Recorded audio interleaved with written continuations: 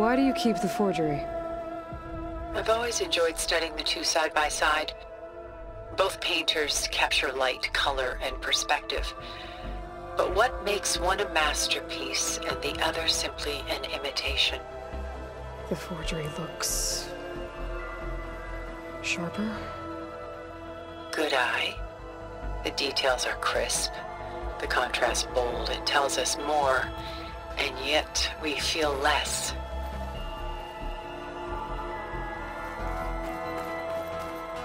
And why can't Celine and Endymion be together? Celine took a vow of chastity, promising to never take a lover.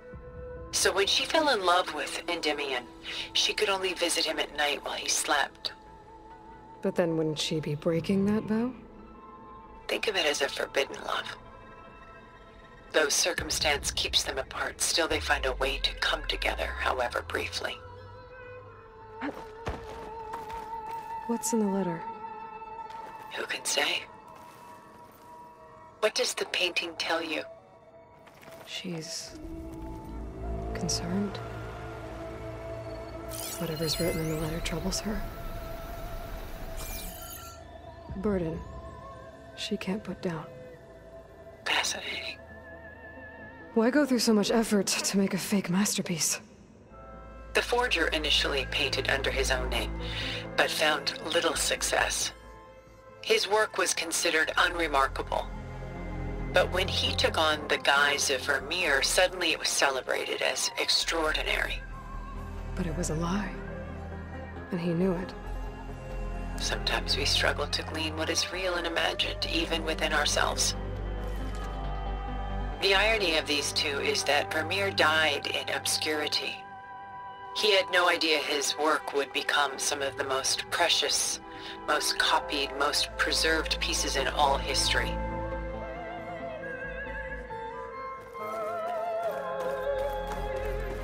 Aren't Celine and Endymion cold? Perhaps we should move on to another piece. Shall we move on? About Jeremiah. If he knew his home would be destroyed, why didn't he save the people? Why save those relics? He tried, but no one would listen to his warning, so he saved what he could. But how did he know? He was a prophet. He saw an army invade and destroy the city in a vision. So it's more like he calculated which side would win a battle. What matters is that he was right in the end. If not for him, all those wonders would have been lost forever. At least this way, some part of his world survived. You know what I like the most about this piece? Even though he's the sole survivor, his home in ruins, left with only the remnants of his world. The light keeps the shadows at bay.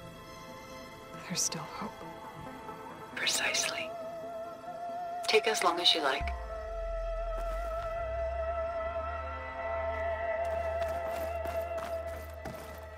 Works of art such as these can often cause us to look inwards at our own lives. I'm sorry about your friend. Had I been able to intervene, I would have. But the risk of losing you as well was too great. Everything went by in a blur. I couldn't get to him.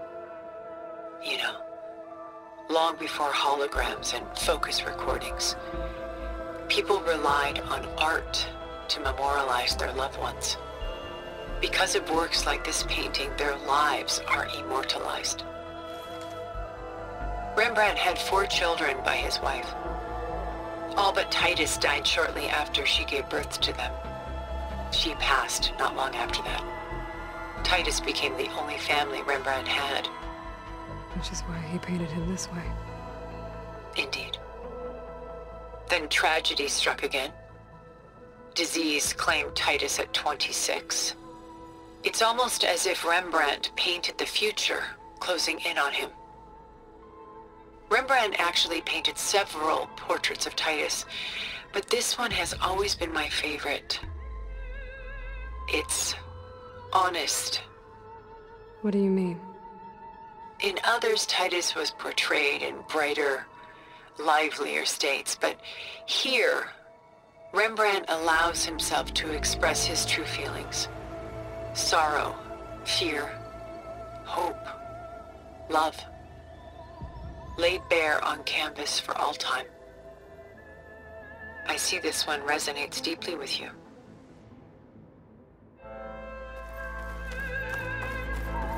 The militia. They look disorganized. Where others painted such scenes in a stiff and stationary manner, Rembrandt chose to show them in action, preparing to march.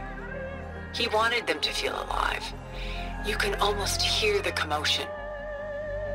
Who's the girl in the painting? She's a strange one, isn't she?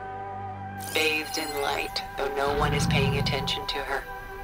Many believe she's a symbol of the militia. A physical manifestation of their spirit, if you will. But she's not real? What's real in a painting? She's meant to represent the militia's virtue and victory. But I like to think they underestimate her. She looks as if she's seen something. What does she know? What secrets does she keep? There's so much detail to take in, isn't there?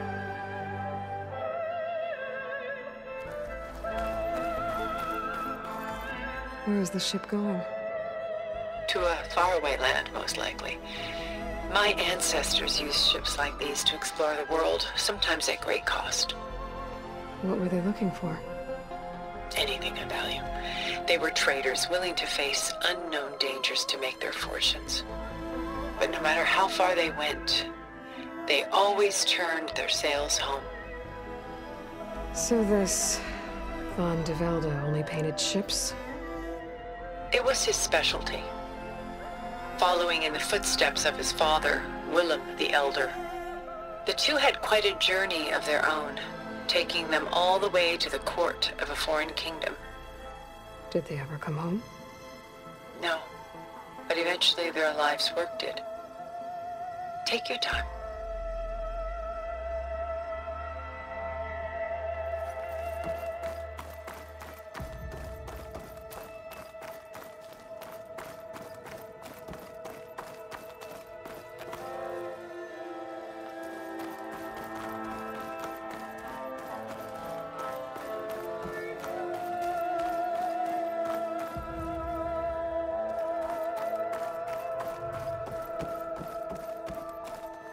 Stunning, isn't it? Paintings were the only masterpieces of my people's golden age. This is Van Vianen's lidded ewer, molded from a single sheet of silver. What was it for? How like Elizabeth you are. Function over form. Its practical purpose was less important than its meaning. Van Vianen created it in honor of his late brother, who himself was a famous silversmith. A memorial? Yes. Such beauty from sorrow. If this ewer was a memorial, how did you end up with it? As the Pharaoh swarm closed in, my homeland's greatest museum gave it to me, along with many other works, in the hope that I could preserve them. A masterpiece like this was too important to lose to history. I even considered bringing it with me off-world to ensure its safety. Why didn't you? I took a calculated risk. This vault seemed more secure than the unknowns of space. Besides, I thought someday I might return. A long life, after all, has its advantages. Now, lo and behold, here I am. Exquisite, isn't it?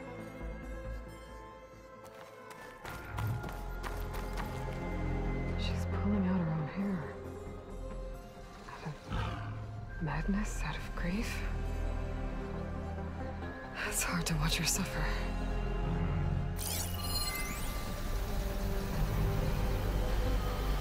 Let's move on.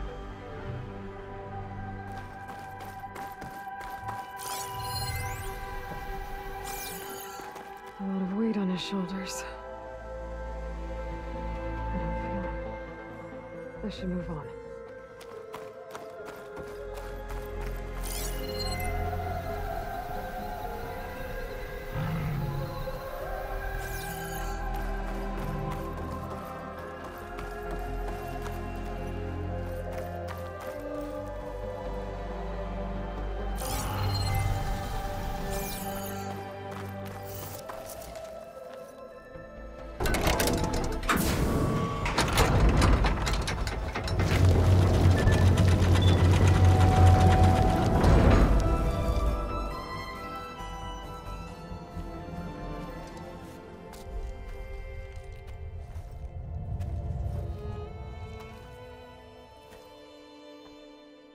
There you are.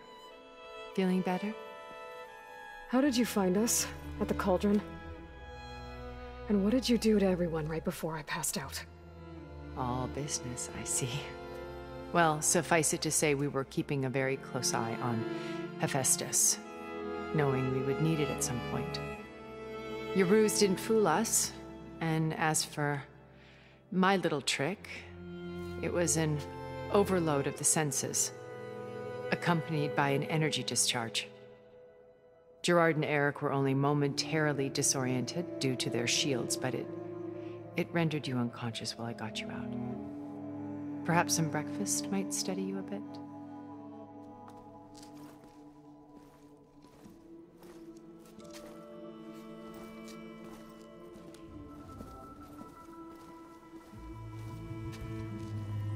This was your house. The one you recreated for Beta, in the data channel you shared. How perceptive of you. Please, this way. After everything your people have done, you think I'm just gonna sit down and have a chat with you? They're not my people. They never were, and especially not now. You shot off into space with them, and lived with them for 1,000 years before coming back. So what made you suddenly turn on them? Quite simply, this. My old focus. You repaired it? But that means you've seen incredible things. What you've accomplished in 2 decades of life.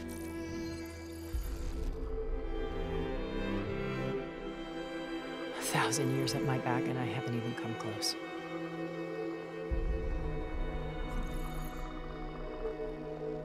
I'm sorry if I invaded your privacy, but I had to. In order to understand. To be enlightened. You truly are Elizabeth's blood. With her drive, her sense of mission, her integrity. Watching all this shamed me for the company that I've kept. Having seen it, all I want is to help you. Even if it means stopping your friends? Especially so. Please, sit down.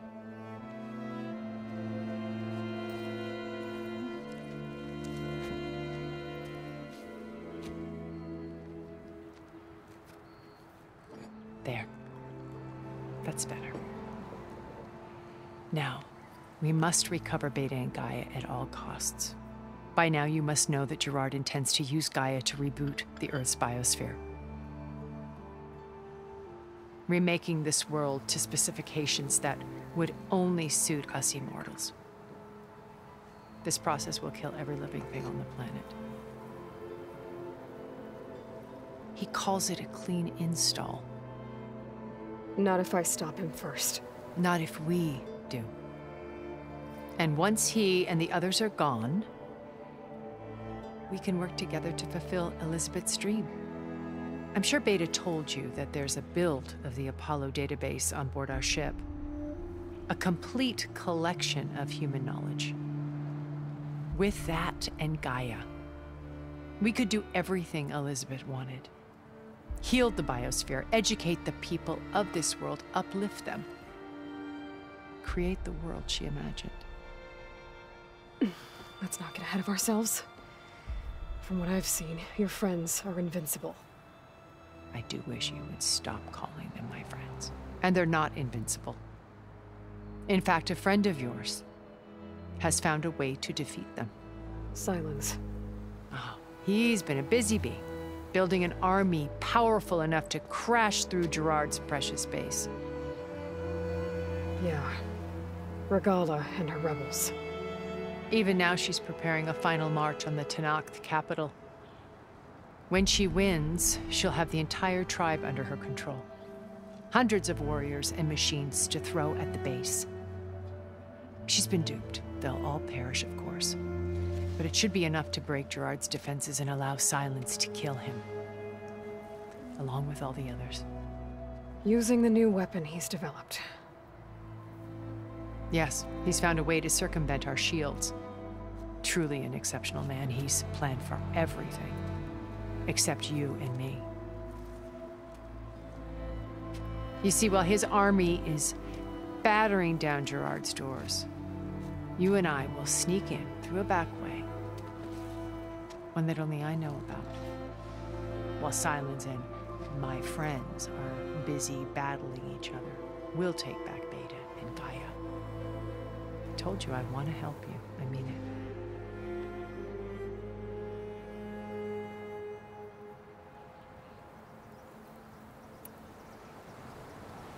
My old focus. How did you find it, let alone repair it? When we encountered you at the Hades Proving Lab, Gerard saw you as a redundancy. I knew better. You were a revelation. After your dramatic escape, bravo, by the way. Gerard and Eric assumed you were dead and gave up the hunt. I wasn't so sure. When the others were busy, I returned to the lab and searched for any trace of you. That's when I found this little treasure. Not easy to repair, but certainly worth the effort. As I watched your life unfold, you were like a splash of color on a worn canvas. What Liz was, and more. Did you show it to the others? Of course not. It was your actions that inspired me to defy them. It's worth noting that if I hadn't found it and watched its contents, I wouldn't have known to save you at the cauldron. You'd be dead. So I should be grateful? If you like.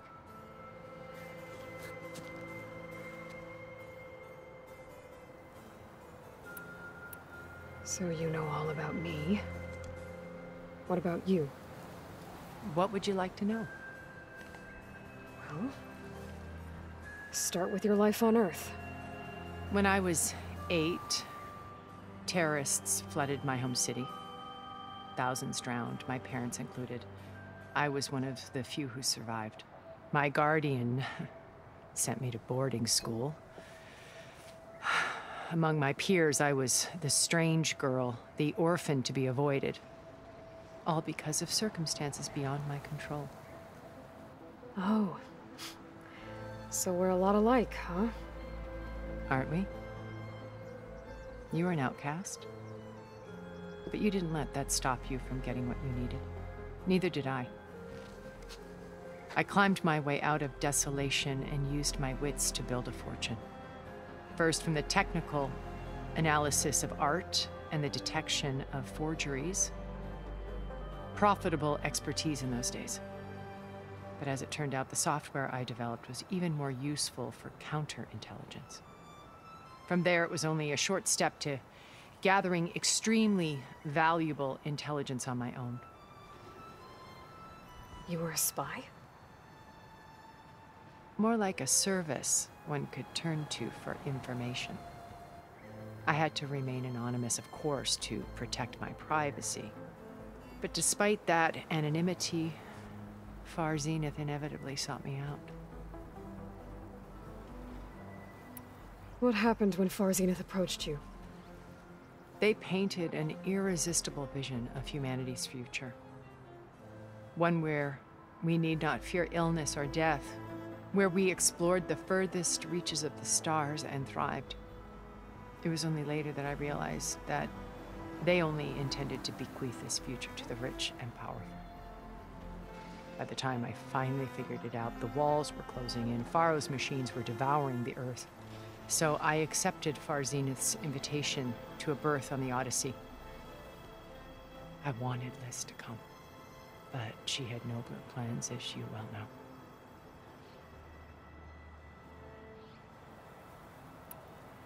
So you didn't know the other Zeniths were monsters until it was too late? I knew some of them were, certainly. It wasn't until we were off-planet that I understood the true scope of their greed. I was grateful to simply be alive, but the others became obsessed with a kind of effortless immortality. They built a colony where machines serviced their every need, where any memory or fantasy could be endlessly savored in virtual reality. It wasn't life. It was stultifying, a pampered dream state. As the decades passed, I withdrew more and more, alone yet again, but this time with eons to consider my mistakes. Now finally, having met you, I feel like I have a second chance. To do what? Help you, of course. To fulfill Liz's dream, which isn't so different from Far Zenith's original vision.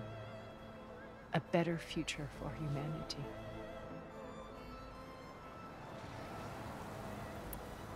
You said Beta is not in urgent danger, so what are the Zeniths doing to her? Putting her to work. Merging Hephaestus with Gaia. A difficult, time-consuming task, as I'm sure you know. They will compel her if need be, but her life is not in danger. She's the only one who can do it. Because you people made her to be nothing but a tool. Gerard's idea, not mine. They always viewed me with suspicion when I attempted any form of kindness towards her. That's why I created the data channel. A virtual place where we could speak in peace. So this channel you shared with Beta, none of the other Zeniths ever found out about it. Gerard believes he's the most cunning of all of us. Even after 1,000 years, he still can't imagine that I would outwit him. The channel allowed me to interact with Beta away from their mistrustful eyes. It offered us a chance to be ourselves. Until you cut off all contact. Yes, though it pained me. I was worried that our meetings would do her more harm than good. Well, she felt like you tossed her aside. I was afraid the others would find out and punish her. She may not have had the comforts of friendship anymore, but at least I ensured she was safe. I know it seems harsh, but you must believe that her well-being has always been paramount to me. Why did you make the data channel look like this place? I built this house as a shelter to weather any storm. A safe place. Not just for me, but for the art stored below. Cultural artifacts of incalculable value. Truly some of the greatest achievements of human civilization. And you wanted Beta to see them? Yes. Her upbringing was so cold and technical. I thought if she could experience Vermeer and Rembrandt, it would bring something else into her life. A heritage every bit as valuable as the scientific and technical data being drummed into her. I'm sorry I had to cut off contact, but I'll never regret sharing this house with her. She needed its shelter even more than I did. Beta told me your colony was destroyed. That you came back to Earth because you had nowhere else to go. It's true. After we reached our destination, a planet in the Sirius star system, we spent decades building a new home. The physical constraints of Earth, the boundaries of mortality, gone. To think of what we could have done with it. It might have been a utopia. Instead, we stagnated, absorbed in effortless comforts and virtual realities. It took a cataclysm to finally yank us out of our stupor. What happened? A massive geological event. We knew of instabilities in the planet core, but we underestimated them.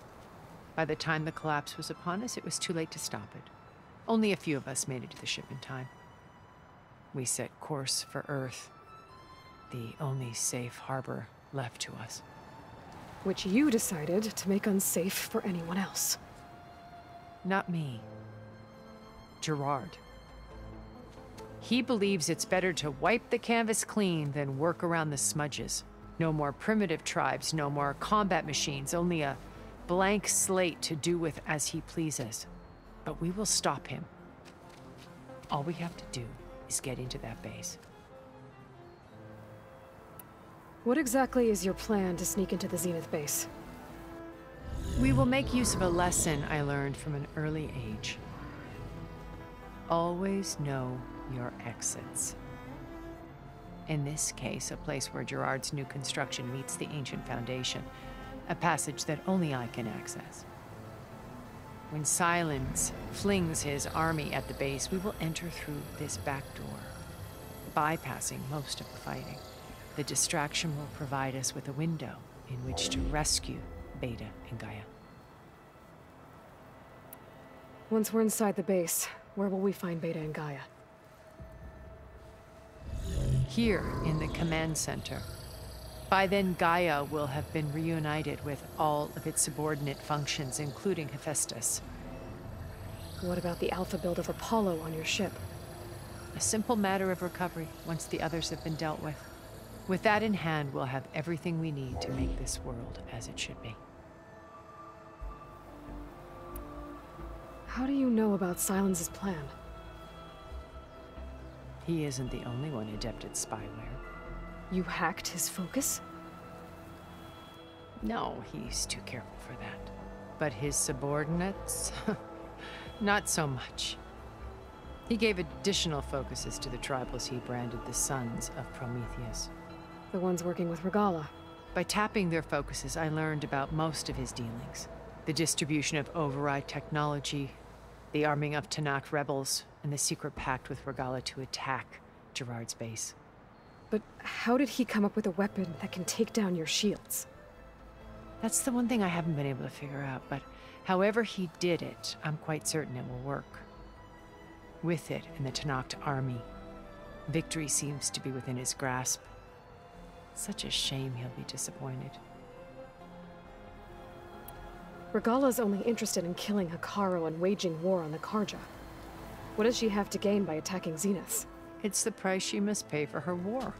Without the ability to override machines, her little rebellion would have languished in the desert.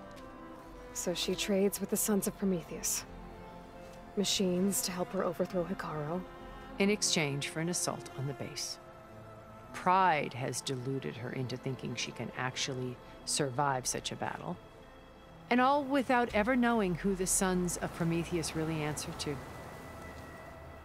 Yet for all of Silence's brilliance, still he underestimates you.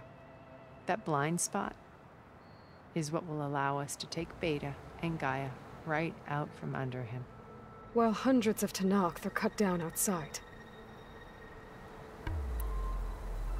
So you knew Elizabeth. What was she like? Liz was everything she was. I see in you. And more. Your ingenuity, your determination, your moral compass. You've managed to distill her greatest qualities and make them your own. I'm not asking about me. Tell me about Elizabeth. What was she really like? The honest answer is that I don't actually know. For all the time that I spent with her, she always kept a part of herself locked away. It was like that from the moment we met. So when you met Elizabeth, she was what? Distant? Aloof? Not aloof. Not exactly. It was a summit in Paris about machine learning. A touchy subject in those days. Because regulatory authorities were just starting to clamp down on AIs.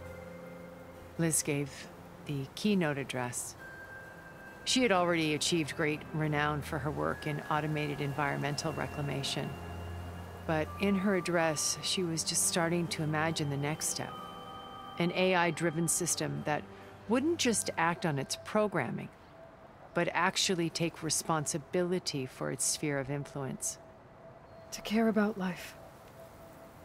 Not just follow orders. Revolutionary stuff. I was fascinated. And I wanted to meet her for a long time. I watched her after her talk. She had spoken with such moral authority, such empathy. But after that, she retreated. I could tell she felt uncomfortable with all of her admirers. It was as if giving the talk had cost her something. I didn't want to be a pest, so I planned my approach carefully. So how did you finally approach Elizabeth after her talk? I picked the right moment. The morning of the next day, right as she came back to the conference, she had just had her coffee. She was fresh, rested. It was like she had braced herself for the onslaught of colleagues. I asked if I could walk with her, then put forth a question about her talk that I thought was intelligent. Her answer made me realize it wasn't, but she was very welcoming. Almost as if we were previously acquainted. It was only halfway through the conversation that I realized she knew exactly who I was. It was quite a shock to me. My business was trafficking in secrets, and I took great pains to protect my anonymity. So that was Liz, perpetually one step ahead. I came to view our meeting as a metaphor for our friendship. She always seemed to know me far better than I knew her. I guess I know the feeling.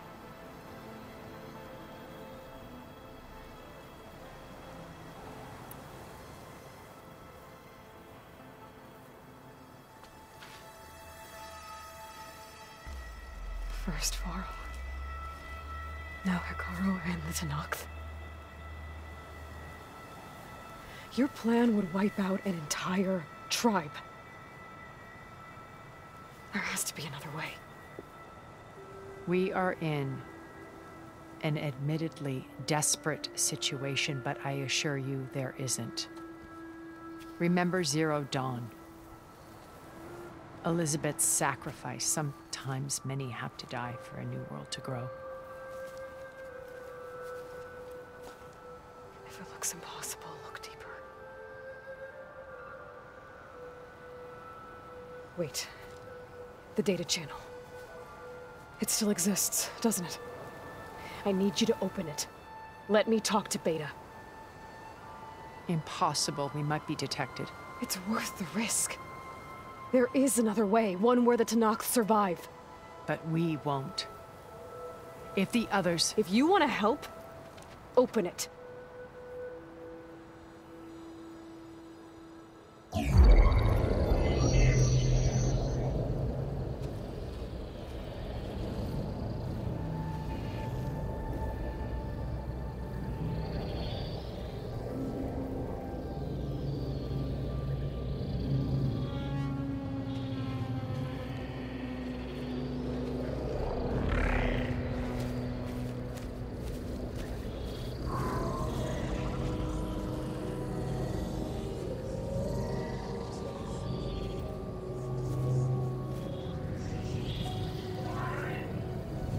What are they doing to her? Virtual reality dissociation. The manual merge of Hephaestus will take hours upon hours of tedious micromanagement. If she resists the work, they run simulations to induce feelings of isolation and despair. Beta, can you hear me? You're alive. They're watching me. I can't hold up this extra protection for long. You should have killed me.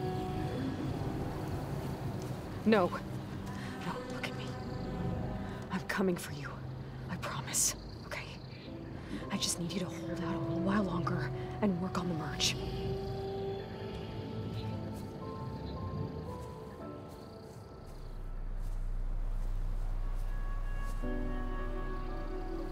Then I think it can be done. I'll contact again when it's time. Can you hold on?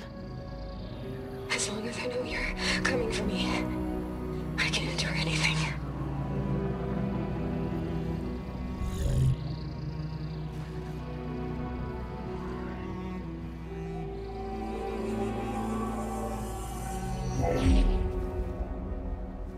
All right. I did as you asked. Now I think you need to tell me what you're planning. I'm going to take Sylens' army away. I don't need it. Only the weapon he made to penetrate your shields. And how do you propose to get it? Ask him nicely? With that Regala and her rebels, he won't have a choice. We'll be his only option. Only option for what? What did you tell her? That is between me and my sister. Will be Sylens' only option for crashing that base. I'll tell you the rest later. But first, there are a couple of things I have to do. Oh. And what are those? Lay my friend to rest. And then I'm going to use the override that Beta gave me at Gemini to put an end to Regala's rebellion. From the air. Wait. Since you insist on doing things your way, I know of something that will truly help you make a grand entrance with the Tenakth. The ancient Horus Titans still possess electromagnetic energy cells as part of their arsenal. Drop one of those on Regala's army and they'll receive quite a surprise.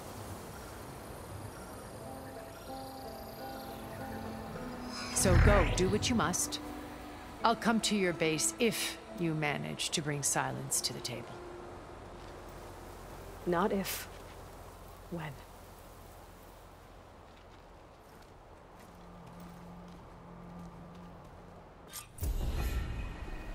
Erend, are you there? Aloy! Aloy, is that really you? Yeah, it's me. Where's everyone else? We're all... we're back at base. What happened?